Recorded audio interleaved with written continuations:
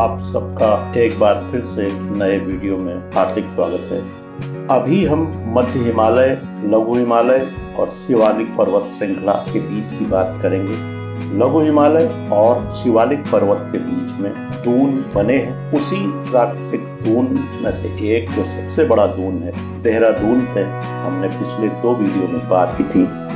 आज देहरादून में प्रकृति ने जो सौंदर्य दिया है उसके बारे में जिक्र करेंगे। अब सबसे पहले देखिए, वहाँ पर जो जल बह रहा है, जो पानी है, वो किस रूप में आपके सामने आ रहा है, उसे महसूस करें, उसकी आवाज़ को सुनें, उसके रंगों को आप महसूस करें।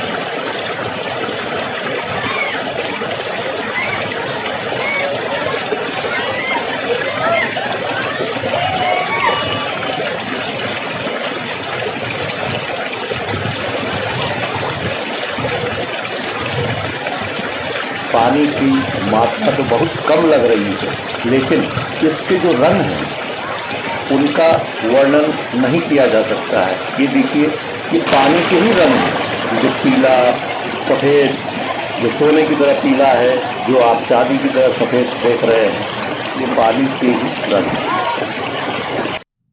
जी हाँ, हम देहरादून से करीब 20 किलोमीटर दूर प्रकृति की गोद में बढ़ रहे हैं। देखिए, यहाँ पर बरसों से पेड़ लगे हुए हैं। एक संरक्षित क्षेत्र है, वन विभाग इसकी देखभाल करता है। ये आप देख रहे हैं, दीमक लगा हुआ एक पेड़ है और कहा जाता है कि जिस जंगल में दीमक लगे हों वो जंगल काफी समृद्ध होता है।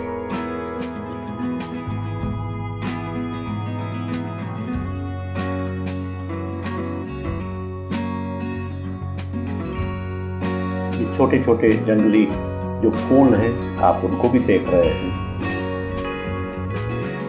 मनुष्य के लिए प्रकृति तरह तरह के रंग खुद बिखेरती है। समय समय पर कभी पतझड़ होता है तो कभी नई बहार खिल के आती है, पत्ते बिल्कुल नए हो जाते हैं, नई कोपलें आती है। बसंत ऋतु है और इसमें आप देख रहे होंगे आसमान को छूते पेड़ किस तरह से अपने रंग बदल रहे हैं। जो गहरे हरे रंग के पत्ते हैं उनका स्थान धीरे धीरे हल्के हरे रंग वाले पत्ते ले रहे हैं।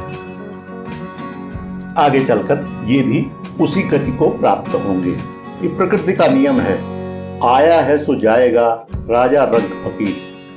प्रकृति ने किसी के साथ कोई भेदभाव नहीं किया है, जीवन के हर क्षेत्र में लागू होता है। आप प्रकृति की गोद में जाकर के अपनी मानसिक ताजगी को बढ़ा सकते हैं। या यूं कहें, प्रकृति या जो पर्यटन स्थल हैं, जो प्राकृतिक रूप से बने हुए हैं, उनमें लोगों का आना जाना क्यों लगा रहता है। इसको अगर देखें तो हम पाएंगे कि पर्यटन स्थल जो है पर्यटकों की हसरतें पूरा करने का स्थान होता है। वहाँ पर वो तरह तरह के रंग बिरंगे कपड़े, अपनी दैनिक दिनचर्या, अपने रूटीन से हट करके प्रकृति को निहारते हैं, प्रकृति के अनुसार चलते हैं।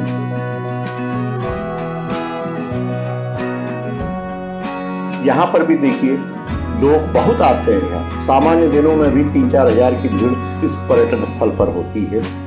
ये पिकनिक स्पॉट जिसको कहा जाए, शहर से लगा हुआ है, लेकिन यहाँ पेड़ पौधों को काट करके उनकी जगह पर पार्क की तरह से नहीं बनाया गया है।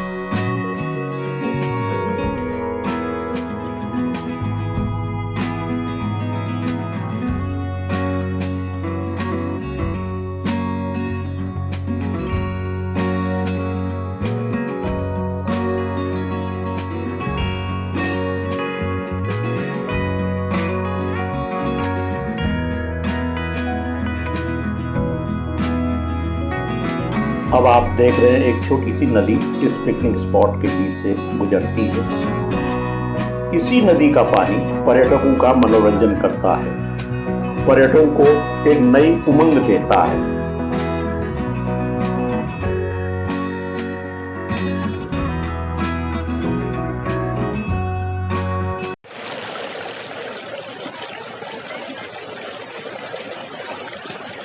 फिर देखिए, ये कलकल करता हुआ पानी मुझे तो लगता है कि काफ़ी लोगों को पानी की आवाज़ बहुत लुभाती है या लुभाती होगी। निश्चित इस आवाज़ को, प्रकृति की इस पुकार को सुन रहे होंगे।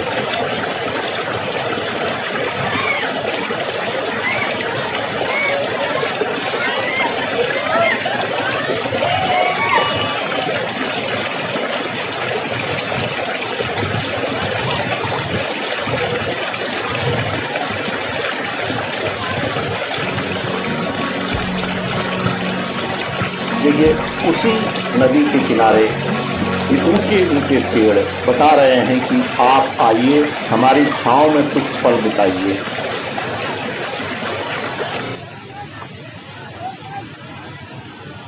ये स्थान है डोईवाला और देहरादून के करीब का लच्छी वाला पिकनिक स्पॉट। उत्तराखंड वन विभाग पूरी देखभाल करता है। गर्मी का मौसम आ रहा है, यूँ तो यहाँ वर्ष भर लोग नहाने आते हैं, लेकिन जो तापमान बढ़ता है मैदान का, घाटी का, तो लोग दोपहर में, सुबह शाम तक यहाँ पर आके पानी के साथ अकेलिया करते हैं। ये बताता है कि उनमें उमंग कितना है। दूर तक पानी को रोका गया है, जिसको कहते हैं बियर वाल। पानी में छोटे छोटे जो बांध बनाए जाते हैं उन्हें बियर वाल कहा जाता है। लोग अपनी उम्र को भूल करके उसके साथ अपना तादात्म्य बिठा रहे हैं, उसके साथ अपना सामंजस्य बिठा रहे हैं और प्रकृति की इस देन को आत्मसात कर रहे हैं।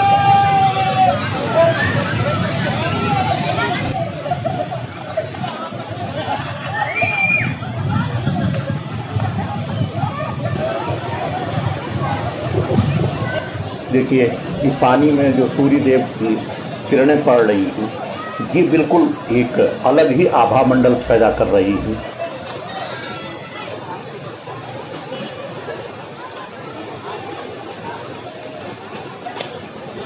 देखिए, दैनिक जीवन में तरह तरह के तनाव, तरह तरह के स्ट्रेस होते हैं, लेकिन इन तनावों का, इन स्ट्रेस का रिलीज होना भी ज़रूरी है। अगर ये मन में बने रहेंगे तो मानसिक कुंठा को जन्म देंगे।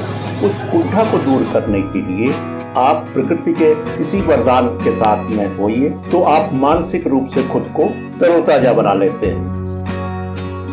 नए उत्साह के साथ, नई एनर्जी के साथ आप फिर से अपना दैनिक कार्य, अपना रूटीन कार्य निभाते हैं।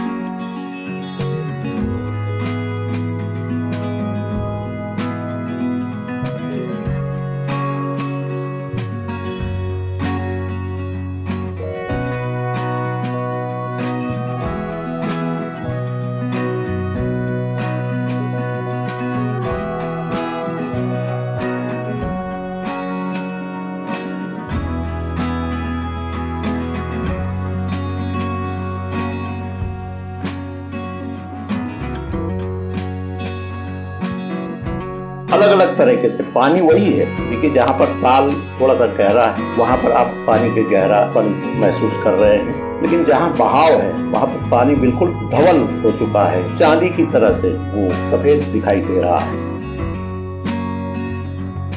लच्छीवाला में एक धरोहर म्यूजियम भी है, जिसमें उत्तराखंड की संस्कृति, उत्तराखंड की कलाओं का विवरण है। आप वाद्य यंत्र वहाँ देख सकते हैं, वहाँ के पकवानों के बारे में, वहाँ के अनाज, खाद्यान्नों के बारे में जानकारी ले सकते हैं। ये देखिए, पानी में छोटी छोटी मछलियाँ अपना जीवन शुरू कर रही हैं। क्योंकि ये संरक्षित क्षेत्र है, इसलिए यहाँ पर मछली पकड़ी नहीं जाती है। और ये दून घाटी की जैव विविधता को बढ़ाता है। दून घाटी अपने आप में समृद्ध घाटी है। अब आप देखेंगे कि पानी में जो पत्थर है, जिसे हम जड़ मान लेते हैं, वो भी किस तरह से अपना आभा बिखेर रहा है। अगर आप गौर कर सकें तो आपके सामने अभी पत्थर दिखाई देगा, उसमें देखिए कि रिफ्लेक्शन क्या बता रहा है। पूरा ब्रह्मांड जैसे श्री कृष्ण जी के मुंह में पूरा विश्व समा गया था, इस पत्थर में भी उसी तरह से पूरी घाटी का एक चित्र दिखाई दे रहा है। और इसी तरह से अब आप एक और पत्थर देखेंगे, वो रत्न की तरह से लग रहा है। उसे अगर आप दूर से देखें तो आप पहचान नहीं सकते हैं कि पत्थर है, या भरोसा भी नहीं कर सकते हैं, क्योंकि मैं यहाँ पर खुद इसको देख रहा हूँ। उसकी चमक, उसकी आभा, उसका एक ऑरा मंडल है, वो अलग ही चित्र आपके सामने प्रस्तुत कर रहा है। आप कल्पना कर सकते हैं, आप अपने मन में तरह तरह के भाव ला करके अपने विचारों को यहाँ पर रिफ्रेश कर सकते हैं। यही मैं चाहता हूँ। इस चैनल का भी यही उद्देश्य है कि प्रकृति जो हमें वरदान दे रही है उसका आप आनंद उठाएं और उससे खुद को आगे बढ़ने के लिए, खुद अपने जीवन में सकारात्मक प्रभाव लाने के लिए प्रयास करें और इनको यूं ही पत्थर या पानी या पेड़ समझ के इसको जाया न करें। यही मेरी आपसे विनती है। कुल मिला के मेरा ये प्रकृति से संबंधित जो वीडियो है, अगर आपको पसंद आता है तो आप इसे जरूर शेयर करें। जिन लोगों ने सब्सक्राइब नहीं किया है वो सब्सक्राइब कर लें और लाइक कर सकें तो अवश्य करें। इन्हीं शब्दों के साथ बहुत बहुत धन्यवाद।